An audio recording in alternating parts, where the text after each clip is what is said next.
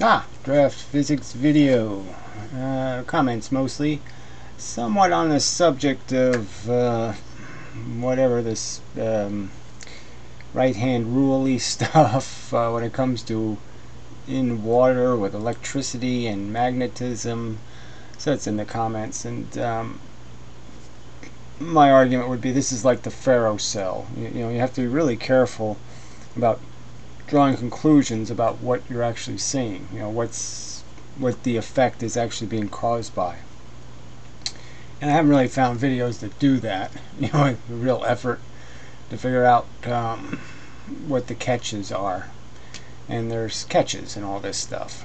So I guess we'll go to the comments and then jump around a little bit, figuring out which way to explain the different points that need to be explained.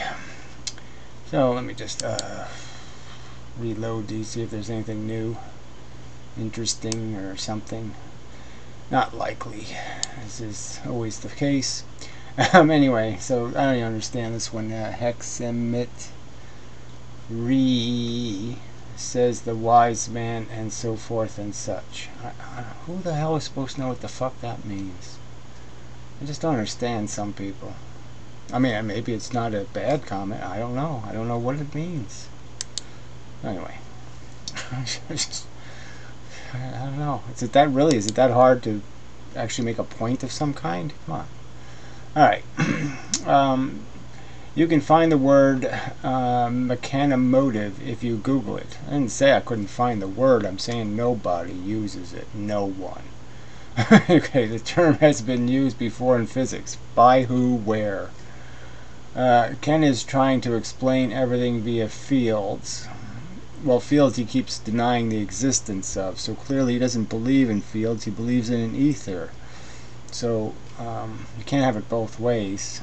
Ether fields, different ethers? Come on, you gotta make some sense out of it. And you try to explain everything via matter. No, I don't try to explain it via matter. Matter's different than force.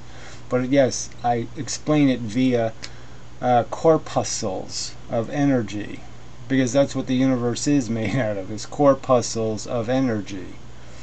What you explain here with your drawings makes no sense at all. Well, again, how exactly does it make no sense? I mean, I'll go back to the drawing. It was just describing magnetic lines and pointing out how the mathematics is actually pointing out how they're vectors, that is, rays. Haven't you heard Ken use the word Maxwell's equations are just vectors with a direction? Well, yeah, the vectors are rays. And further apart the rays are, the weaker the force, the closer the rays are, the stronger the force. Too complicated for you?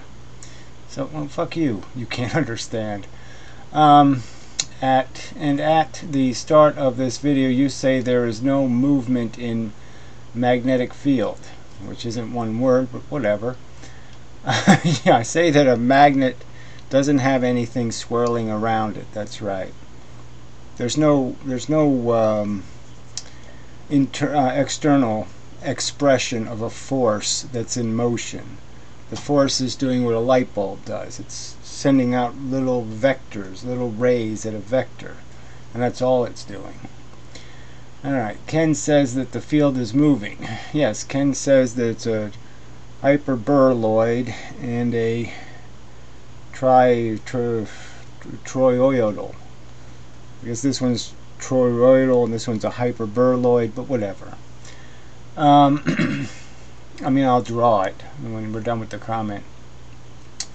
How do you, says the field is moving. How do you explain what you see in this video if the field is not moving and there's no torsion? So the video is of magnets, and there's lots of them, different videos, so we can go through the list of them. This one was a speaker magnet, ferrous material, non-conductive, with two wires around it, one around the outside, one around the inside. The inside spun counterclockwise, the outside clockwise, or vice versa, it doesn't really matter. But the trick was he scraped the insulation off the wires the outside wire, he scraped the insulation off the outside of the wire. The inside wire, he scraped the insulation off the inside wire. Explanation. Then in this one, he did it with an electromagnet, and there's absolutely nothing. So I'll post a link to that. I'll show you a clip here of, let me see, you can see it in a little picture here. But no rotation at all. So yes, neodymium magnets, when they're put in an electrolysis bath, they'll cause the hydrogen bubbles to spiral. But no such thing happens with an electromagnet, which is sort of a giveaway that this is more about the electricity, the currents passing through the water, the conductor, than it is the magnets. Oh, come on, YouTube. You're not going to play the damn video? Jeez, I'm going to have to reload it. I mean, that's just bogus. I think that's incredibly bogus. Bogus, bogus. There's going to be some stupid fucking What's a ad. super easy way to tell that your bed is awful? The raw egg fuck test. you. Let me prove it. Oh, yeah, I guess that's how I could tell. Alright, for this test we're going to try and So there's an electromagnet, and to get off. and he did different things to prove it's a very strong magnet, and there's no bubble effect. Come on, YouTube, it won't let me. It just will not let me. Just won't. Alright, but you can see that still. It's just the bubble's going straight up. As we can see, we have no spin. Yes, no spin. So that is something you'd have to explain. So what do you think of that, commenter? Now the one I thought was really interesting is this motor one. So this is just a neodymium magnet stuck to a screw, you know, magnetically, and then the magnet's dangling because it's heavy, you know, from the screw, from a piece of steel through which the electrolysis is going through. So it's the conductor, the anode or cathode, whatever, it doesn't matter, the hydrogen end, and the motor actually spins, which I mean the magnet actually spins, which is .com, really quite interesting. by the name Theosis Pop. Yeah, Theosis Setup would be a Papalopsis. battery, and then we would normally have Yes, it's just funny. He made these wire videos like coming 3 off years the top ago, side of the battery going around to and I wish he kind of made at more recent ones. There we 1.7 go. amps. There you go. So it's just a magnet hanging from the screw, and there it is spinning. So that is kind of interesting. You know, but it sort of points out that when the magnets aren't spinning, that is when you have them fixed where they can't freely turn, that's probably why the electrolysis bubbles are coming out in a direction, is for the same reason that magnet's spinning. So it's the meeting of the conductive fluid with the surface of the magnet that's creating the effect, the surface of the conductor. Obviously, and then you can magnetize a conductor by having a regular conductor and putting a magnet next to it, and if it's paramagnetic, it will pick up some of that magnetism. So anyway,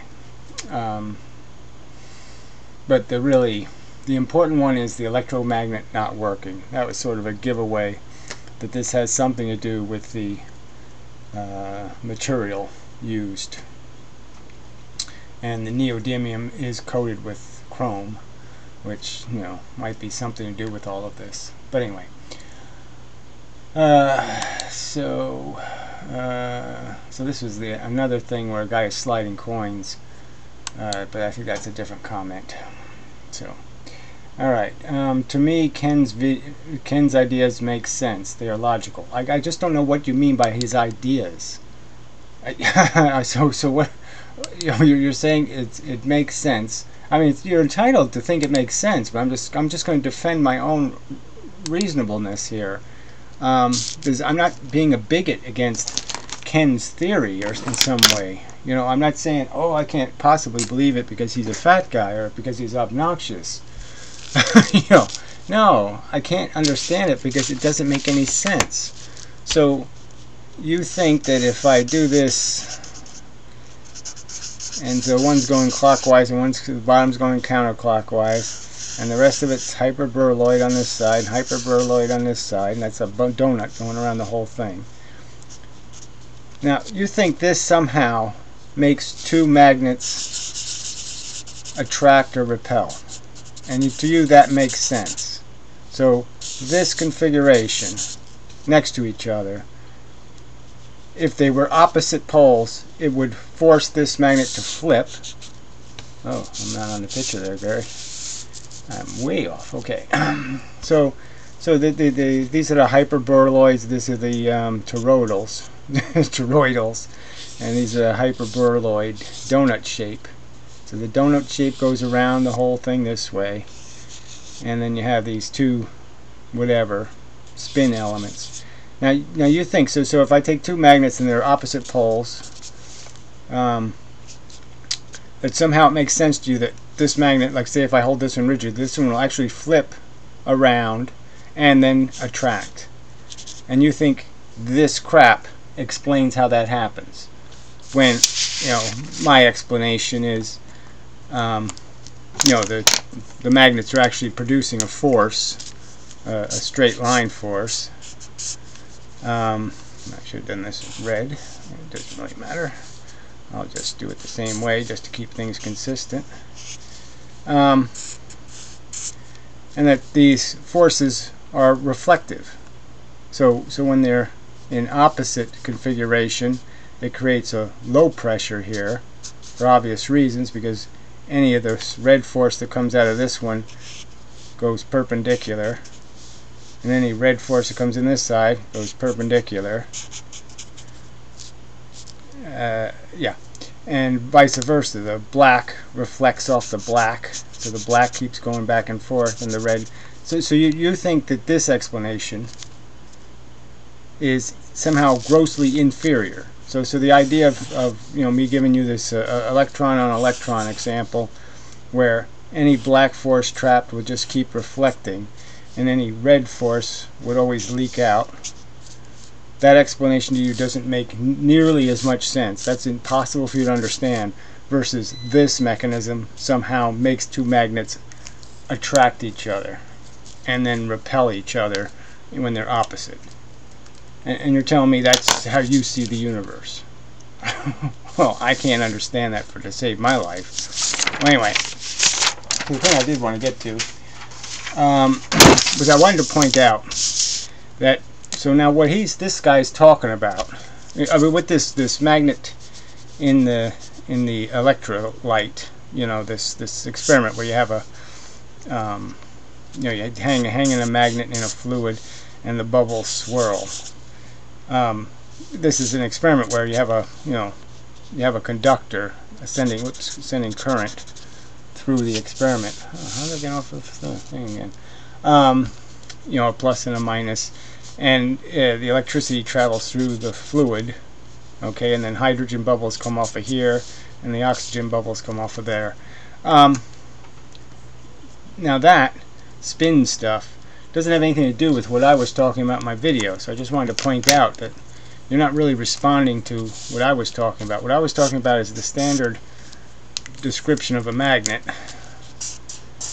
and the fact that they draw these field lines, and that the iron filings create these field lines, and that they always put arrows on these field lines as if it's coming out of one end and going into the other end.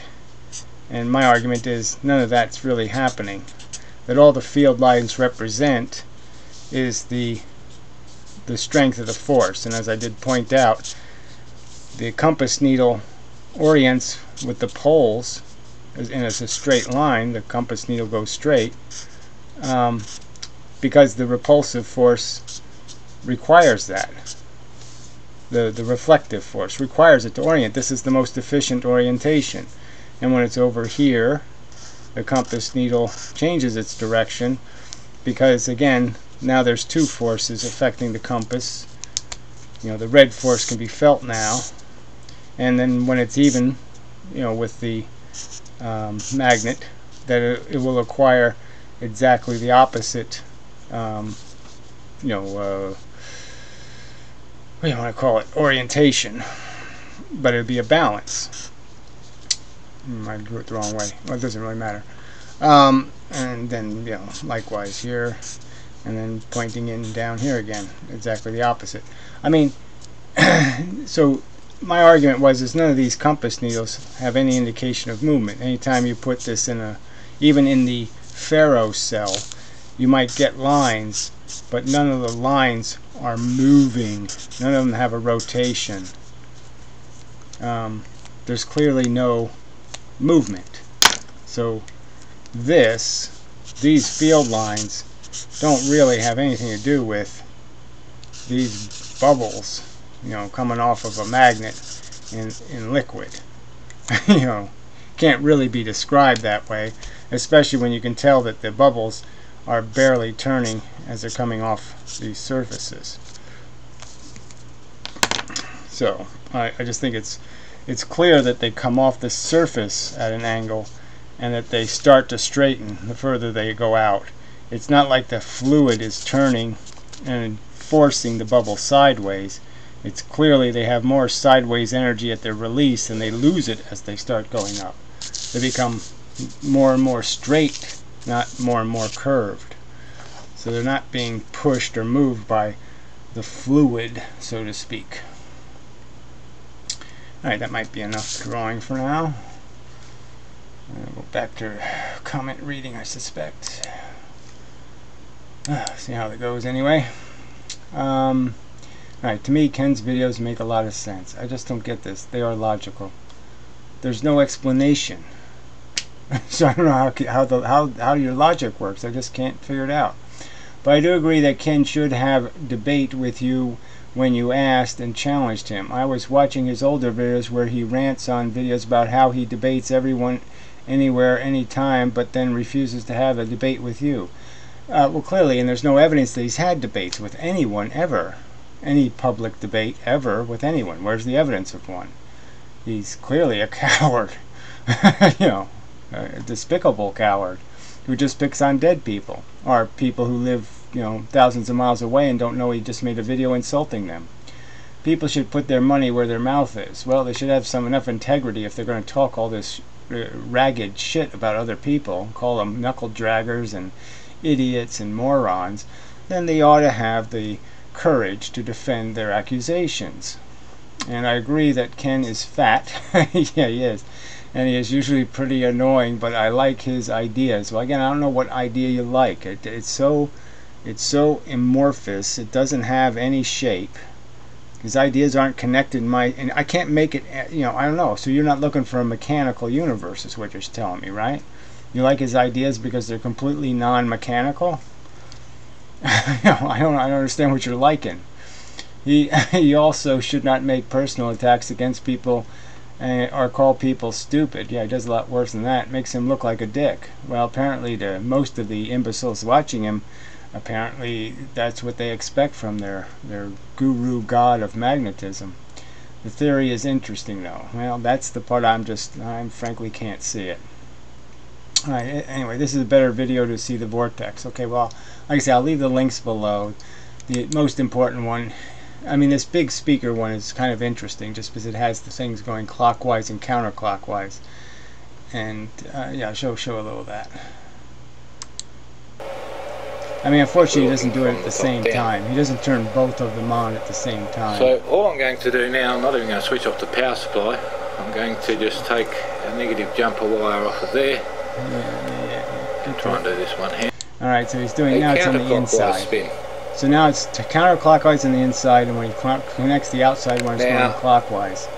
And, yeah, maybe I'll put the drawing on for this. Maybe I'll draw a little. Pens. And flip this over. No, too messy. Boy, I'm going through a ton of waste paper here. I can't use that. That's important documentation. And such. Okay, there we go. Alright, so the idea is there's just a big round magnet. Alright, and say this is the north side is facing up. And so the idea is that the stuff is spinning, let's say, well, it's probably counterclockwise on the inside and clockwise on the outside, but anyway, they're spinning opposite. So there's a wire going around the outside, and then there's a wire on the inside. And the bubbles have these two different motions. Well, the trick is he scraped the surface of the insulation off the wire on the outside of this wire and on the inside of this wire. See, and wires would automatically tend. See, when you bend a wire, you're basically saying to the wire, this surface is bigger than this surface. And so this one tends to go negative because the electrons are the things that need more space. So the electrons have more space on the outside, and the protons don't care about the compression on the inside as much. So it would always tend to go negative on the outside of a wire and tend to go positive on the inside of a wire. So by scraping the two different surfaces, that might be the only reason why the bubbles are coming out the way they are, is because of the wire, the conductor itself is leaching in a positive or negative direction based on the curvature of the wire. Oh shit, that wasn't in the sorry, I really have to fix that. So I gotta pay attention to where the camera's just not in the right position. Anyway, so you heard what I said. So this wire outside, wire inside, insulation off the outside, insulation off the inside. The curve of the wire, you know, electrons like the outside edge, protons would like the inside edge, that kind of thing, as a preference. So anyway, enough. Yeah, I don't want to get drowned in this subject. And you know, it's like the Fro cell. I find it curious, but it's a gimmick. You know, we can think that there's something to it, but it's a gimmick. All right, so this sort of it was a good illustration. And another important one was the electromagnet. Straight up bubbles. No effects. No magnetism's doing nothing. So you kind of know there's some other component to this experiment. It's not just about magnetism, because magnetism isn't doing anything with an electromagnet. And that's sort of a huge giveaway. And this spinning magnet is another. Yeah, it's a really interesting effect. At the moment. And I would argue that the effect is being caused because of the very thing I was pointing out, that the depending on which way the current's flowing, the bubbles, the interaction with the metal is creating the ions. The ions aren't being created in the fluid. The ions are being created right at the material. That's why it's pulling material off. It's taking atoms off of the magnet and putting them on the whatever the film is he's using. So it's plating, and so it's ripping. It's actually ripping, material off of the magnet, and that's why which way the current is flowing is going to decide which way, depending on how the atoms of the surface are made up. They could be coming off in one direction or another direction, and that's what's forcing the magnet to spin, is the energy of all those little bits of atoms that are basically turning into ions and becoming part of the fluid. So anyway, that would be my explanation, basically. Alright, so I guess I'll leave a comment up, but I guess I'll have to post some kind of comment that I responded to this comment in this video. So I guess I'll post a link to this video, or whatever. This video did puzzle me, but maybe the subject is of direct conversion of light to electricity force. I don't know. This was the same Ken video, right? Yeah. I don't know where you got that part, but anyway. I didn't see that anywhere in the video. It is still stream power, pressure mediation, and a valve in the PM junction different. No, I played Ken's video talking about how there's no direct physical connection between a motor spinning at one end and then the motor spinning at the other end, and he doesn't seem to say that there's any real physical thing that happens in between. There's nothing physical causing the electricity in the wire, and I guess I would argue that it kind of depends on what you mean by physical. I think there is something physical, just as physical as photons. See, he doesn't think any of this stuff is physical.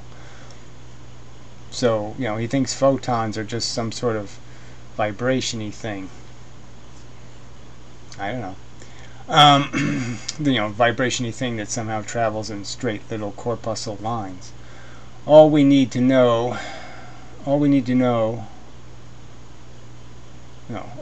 now is a solid-state washing machine. I don't know what that means. Magnetism can churn and boil water. No, it really can't. It needs something in between to do it. You need to put a spinner in, or you need to put something in there that'll irritate the water. You know, you can't just hold a magnet next to a bunch of water and make it boil. That ain't gonna happen. Because water is magnetic. No, it isn't. So it doesn't. First, you have to make it conductive, and then once it's conducting current, it becomes capable of expressing magnetism, and that's why the motor's spinning. That's why the magnet's spinning, is because the current in the water is creating a magnetism that's repulsive to the magnets, and the magnet's turning, and it keeps creating eddy currents in the water, eddy currents of magnetism. When your washing machine spins around, it does become magnetic, doesn't it? No. Is the mechanical force just a, I don't know, tyrannical waste of time? Futures. I don't even know what this... Incomprehensible. Anyway, why are you watching this guy's vids? Question mark. So this is Bobby the Spectacular Bipolar Bolt. Whatever. He is obviously insane, right? I'm insane. Why? Because I don't believe in fairy ether. You know, your little girly ether crap. Yet all he does is piggyback Ken's videos. Well, if that's all I do, I mean, let's see, 99, I think, 98% of my videos don't have anything to do with Ken Wheeler. I mean, we're only up to 11 here, right? You know, do the math. 600 videos, 11 videos out of 600, 2%. And what? Nobody should debunk Ken's videos. Nobody. Ken should be free to say whatever he wants, and no one should ever question a single thing he says, because if they do, they're just piggybacking on him.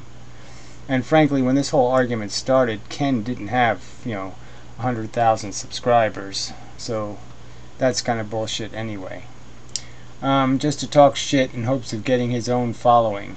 Well, again, I've been making response videos to Ken Wheeler from like 3 years ago, shithead.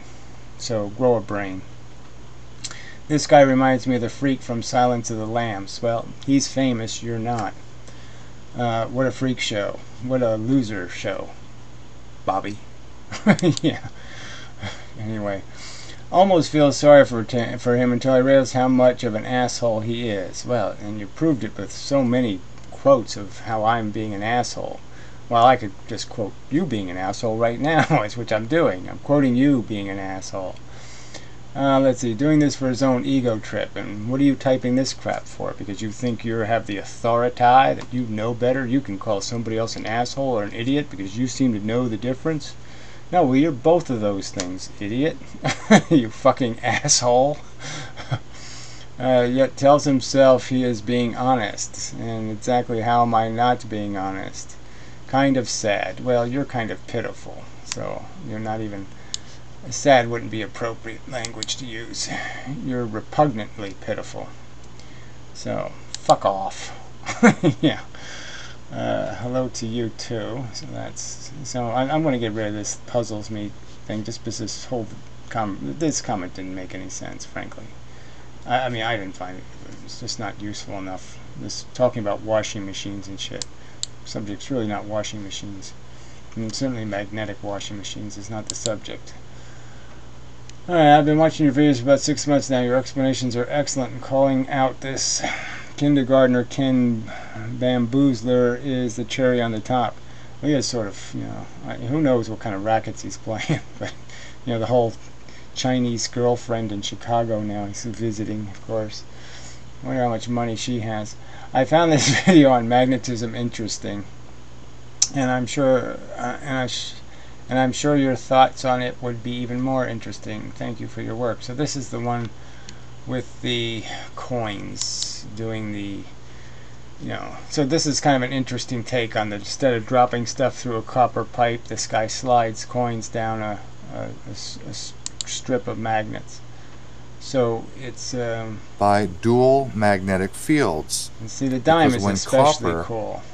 It which goes is non-magnetic. especially slow. There, watch the dime. Come on, do the dime.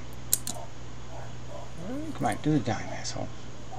Copper is non-magnetic. Yeah, don't do the fucking copper. And yet it's what we call diamagnetic. Yes, yes, yes. So when copper passes through a magnetic field, like an electric current is created. Yeah, you don't have to do That's all gravity. This, your retard stuff.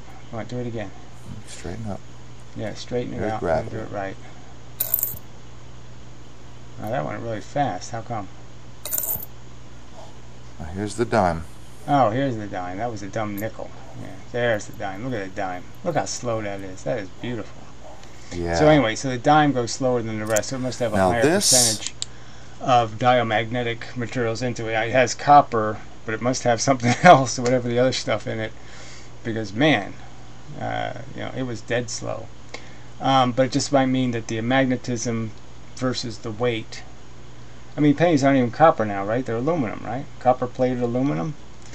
So that's probably why the penny was faster, is because the penny is not only light, so gravity, well, that wouldn't make sense, but the aluminum isn't as diamagnetic as the copper. And so there's probably more copper in the dime than there is in the penny by percentages. So that's probably why.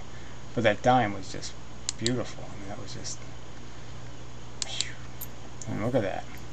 Look at that. That is just fantastic. Yeah. Anyway, so... Alright, so anyway, this is all some racket where these people want to find gold because they think they can slow the little pieces of gold down in a water sluice and be able to retard them, and therefore they'll drop, you know, sediment easier. And you know, not saying it can't happen. I'm just saying no one's done it effectively yet. But who knows what you could do with some really, like if you used some really powerful electromagnets or something. Maybe you could slow the gold down, you know, and you know, slowed down, it would drop, you know, out of the sediment. But they're little tiny pieces of gold, so maybe they're too small, and there won't be enough of a current inside of them to cause them to slow down enough. Clearly, these are very strong neodymium magnets, and the coin is right next to them, you know.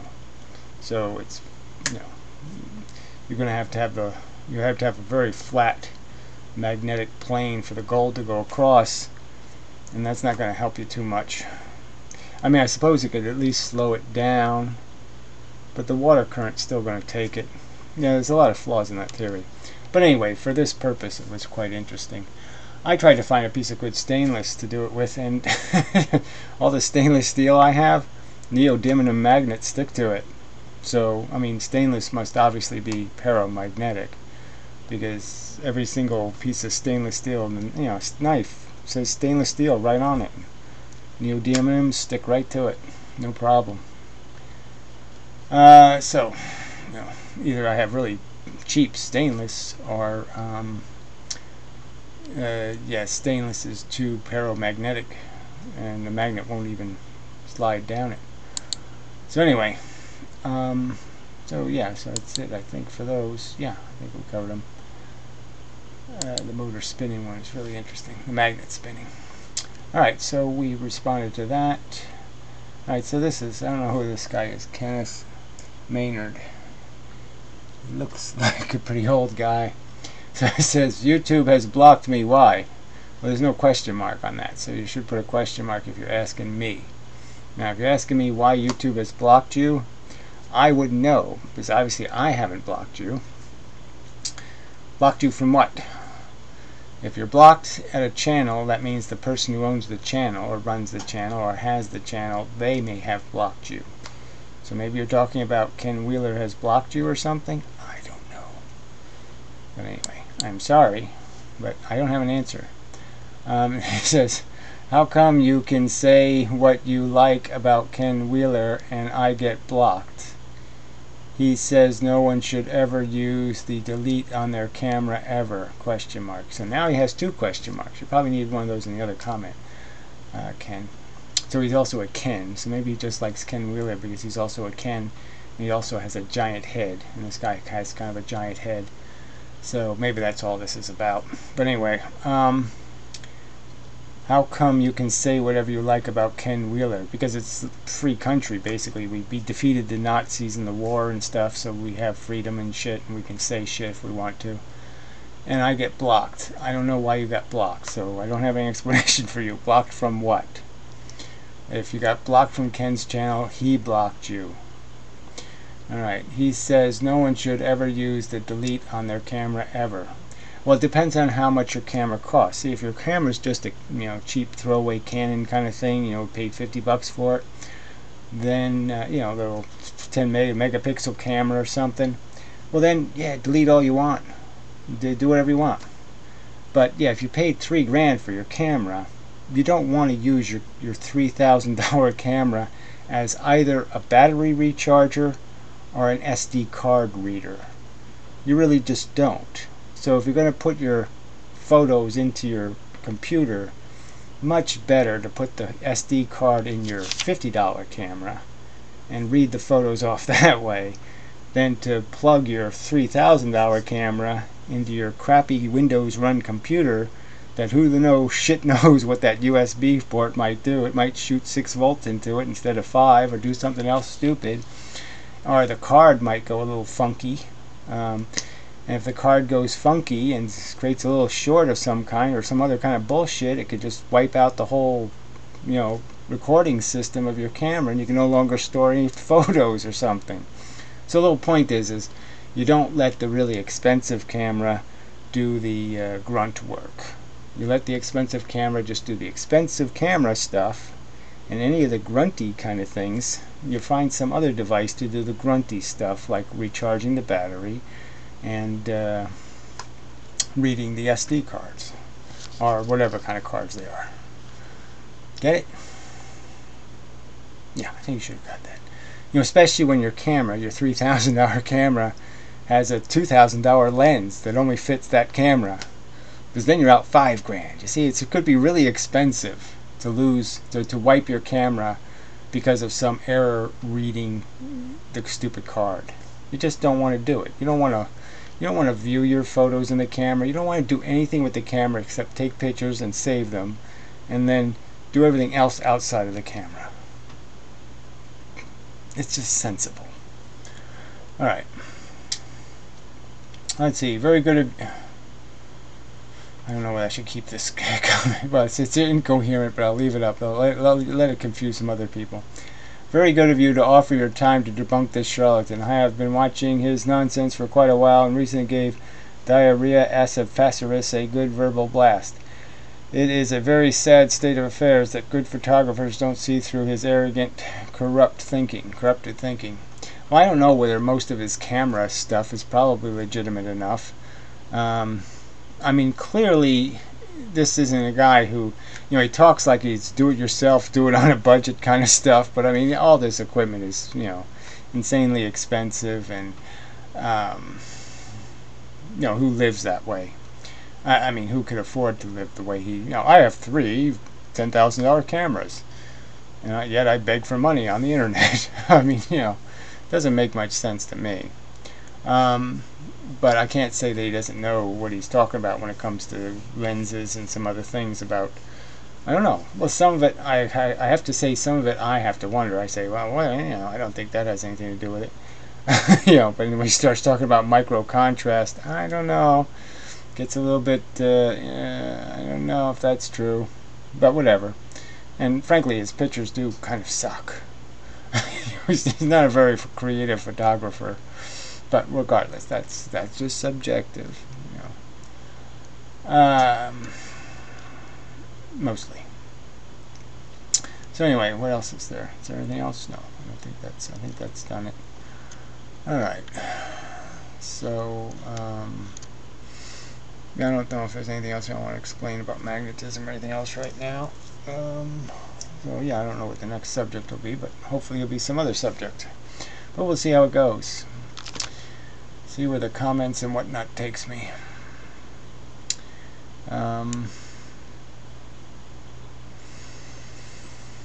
Yeah. I mean, I have to try to get somebody to have conversations with and get somewhere with this whole thing. I mean, it's just, to me, it's just kind of, you know, you need your fair fight. You need your day. You can't win the day. You can't seize the day if you don't get to have a day. You know, I need a day to seize. But anyway, so till the next time and such, so forth and whatnot. I know there was something else I'm supposed to do, but I can't remember what it was. Oh, how did everything get so lopsided? Sorry about that. I must have made a mistake somewhere. Ah, what a surprise. I did use an earphone, so I'm trying to get rid of the echo. So that was nice of me, I have to admit.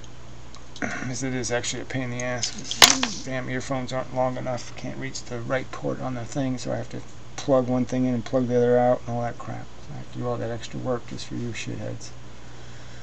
So anyway, till next time. That's enough.